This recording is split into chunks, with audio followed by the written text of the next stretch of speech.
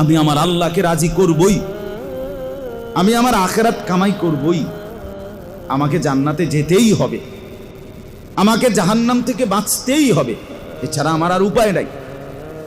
কারণ কবরের এবং জাহান্নামের যেই ভীষণ ভয়ঙ্কর আযাবের বর্ণনা, সেটা কোরআনে বর্ণনা, এতটা ভয়ঙ্কর আর ভীষণ আযাব, সেটা মামুলি কোনো বিষয় না বাপ। হেরে গেলে, হোঁচট খেলে, জাহান্নামে পড়ে গেলে আপনি আর ফিরতে পারবেন না, এক সেকেন্ড সহ্য করতে পারবেন না।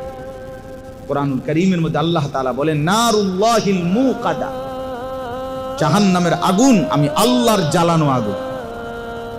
আল্লাহ বলছে, বুঝছো বান্দা, এটা আমার জ্বালানো আগুন, এই আগুন আমি জ্বালাই। নারুল্লাহ, নারুল্লাহ, আল্লাহর আগুন, মুকাদা। আল্লাহ বলেন, জাহান্নামের এই আগুন আমি জ্বালাইছি বান্দা, তুমি খামখেয়ালি মনে করো। আল্লাতী তাত্তালিউ আলাল আফইদা, দুনিয়ার আগুন যখন কারো লাগে, একই সাথে লাগার সাথে সাথে সে মরে না। আগুন জ্বলতে জ্বলতে এক পাশ থেকে ধীরে ধীরে একটা পর্যায়ে এসে সে মরে যায়, ভেতর আসতে এবং পুরা দেহ একসাথে জ্বলে না।